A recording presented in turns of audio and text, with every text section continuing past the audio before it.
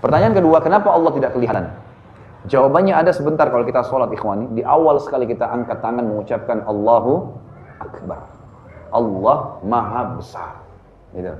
Nah di sini kita bisa tangkap Allah Maha Besar ini yang jawabannya. Kenapa Allah tidak kelihatan? Karena Allah terlalu besar. Akbar ini dalam bahasa Arab sesuatu yang melampaui batas. Jadi gini, kalau orang Arab lihat sebuah benda besar, bahasa Arabnya kabir. Karena Al-Quran turun dalam bahasa Arab, wahyu Nabi SAW, sunnahnya dalam bahasa Arab, kita pelajari bahasa Arab itu. Kabir, besar, kalau dalam pandangan seseorang yang bahasa Arab, berbahasa Arab. Kalau bagi dia, secara pribadi dia lihat benda, bagi dia pribadi ya, sangat besar. Dan dia yakin tidak ada lebih besar darinya, maka dia mengatakan Akbar. Jadi kalau kita bilang Allahu Akbar, ikrar secara pribadi dalam bahasa Arab, artinya Allah itu memang maha besar, nggak ada lebih besar daripada itu. Dari mana memahami ini? Daripada hadis Nabi SAW. Nabi SAW pernah mengatakan, perumpamaan bumi yang kalian tinggali ini, dibandingkan dengan langit pertama di atas kepala kalian, itu adalah seperti cincin yang dibuang di padang pasir. Jadi kita berputar-putar dimanapun di bumi ini, dilihat langit pertama di atas kepala yang dikenal dengan sama'id dunia, itu tidak pernah ada ujungnya, karena kita terlalu kecil. Dan terbukti secara ilmiah ikhwan. Semua ilmuwan berkata, miliaran bintang-bintang di atas langit sana, ya, yang itu semua di bawah langit, ya, maksudnya di atas bumi sana, itu semua di bawah langit. Dan ilmuwan sepakat mengatakan tidak ada manusia yang bisa pegang langit dengan tangannya, karena terlalu jauh jaraknya. Antara bumi sama matahari saja jaraknya sudah sekian juta, ya, mil, besarnya sekian juta kali, udah nggak bisa dihitung. Belum lagi dengan bintang-bintang yang lainnya, dan ini miliaran jumlahnya. Dan saya pernah duduk dengan satu orang dosen dari UI, beliau mengajar ilmu pengetahuan alam, ikut kebetulan di dalam daurah saya, lalu dia bilang, Ustaz, yang Ustaz jelaskan ini, secara ilmiah pernah terbukti, kalau di abad 18 Masehi, itu para ilmuwan dengan teknologi canggih yang ada pada saat itu, mereka mengira, ya, mereka menangkap matahari adalah planet terbesar di alam semesta ini. Dan tidak ada lagi lebih besar daripada matahari. Dan mereka dikagetkan di abad ke-19, dengan teknologi yang canggih, ternyata mereka menemukan ada miliaran matahari di alam semesta sana. Miliaran matahari. Dengan planet-planetnya, jaraknya sekian miliar tahun udah, nggak bisa dihitung. Jadi kita ini kecil, seperti debu pasir yang kecil luar biasa gitu kan. Saya pernah baca ikhwan nih, buku anak saya kelas 2 SD, pernah juga ilmu pengetahuan alam dan IPA. Kemudian saya baca ada satu judulnya Alam Semesta. Ada satu paragraf mengkritik saya, dan saya memang tertarik melihat itu. Saya jadikan di bahan ceramah. Dibilang di situ, jarak secara ilmiah terbukti antara bumi dengan Pluto, planet yang satu matahari dengan kita, itu 274 tahun kecepatan cahaya. Jaraknya. Jadi saya kadang-kadang berkelakar sama jemaah saya di pengajian. Kalau kita kirim astronot masih bayi, umurnya dia 70 tahun, mati tengah jalan, belum sampai di Pluto. Orang cuma bisa pakai alat, nggak tahu di sana 274 tahun, karena manusia sekarang umurnya seperti itu, gitu kan? Jadi nggak mungkin. Itu satu matahari, bagaimana dengan yang lainnya? Dan subhanallah, semua bintang-bintang yang miliaran, jaraknya sekian jauh, itu ya semua di bawah langit. Semua ilmuwan semua sepakat mengatakan tidak ada manusia bisa pegang langit ini dengan tangannya, karena jaraknya terlalu jauh, gitu kan? Baik, kata Nabi SAW. Di atas langit pertama dan langit kedua, yang besarnya digabung antara langit pertama dengan bumi hanya seperti cincin dibuang di padang pasir. Riwayat lain mengatakan seperti biji dibuang di sawah. Langit ketiga, langit 2, 1 dan bumi digabung tiga-tiganya dibagi langit ketiga hanya seperti cincin dibuang di padang pasir. Sampai langit ketujuh, 6, 5, 4, 3, 2, 1, 6 lapis langit di atas kepala kita dan satu bumi digabung, 7-7-nya dibanding langit ketujuh hanya seperti cincin dibuang di padang pasir. Ini luar biasa. Dan kata Nabi SAW, langit yang luas itu dipenuhi oleh malaikat. Dalam hadis Bukhari yang lain, riwayat Bukhari tentang hadis Isra dan Mi'raj, beliau mengatakan, saya sedang dimi'rajkan ke langit. Saya menemukan, demi zat yang umumkan dalam genggamannya, tidak ada tempat yang saya lewatin di langit sana. Ukuran 4 jari tangan manusia, kecuali ada malaikat yang sedang sujud atau ruku. Penuh dengan malaikat, gitu kan? Penuh, luar biasa jumlah malaikat ini.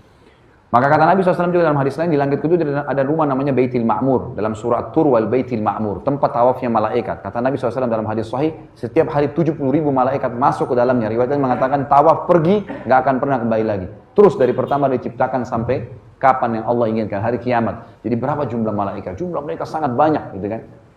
Ringkasnya adalah, di atas langit ketujuh kata Nabi SAW ada sebuah tempat namanya Sidratil Muntaha. Dan Nabi SAW mengatakan besarnya Sidratul Muntaha digabung antara 7 lapis langit dan bumi 8-8-nya hanya seperti cincin dibuang di padang pasir. Lantasnya lagi ada Allah ciptakan sebuah lautan Dan kalau kalian ingin, kata Nabi SAW, bacalah firman Allah, wa kana arsyu alal ma, dan singgasananya Allah ada di atas air. Lautan itu, kata Nabi SAW, besarnya digabung antara Sidratil Muntaha, 7 lapis langit dan bumi 9-9-nya hanya seperti cincin dibuang di padang pasir. Dan arsh, ya, ini dibanding lautan ya.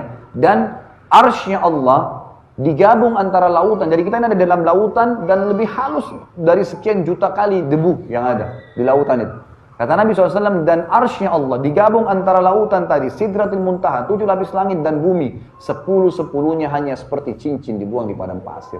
Itu arshnya Allah. Dan kata Nabi SAW, Allah di atasnya akbar, Allah lebih besar. Jadi kalau antum tanya kenapa saya nggak bisa lihat Allah, karena Allah terlalu besar, nggak bisa dijangkau dengan mata manusia. Untuk lebih jelasnya, coba kita renungi sama-sama. Jam berapa azan dulu?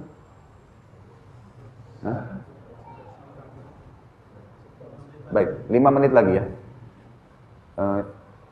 Ada sebuah ayat yang sering kalau antum masih kecil disuruh hafal, dan sampai sekarang kalau antum juga sudah tahu tentunya, dipakai untuk mengusir syaitan, untuk pakai zikir pagi sore. Ayat apa?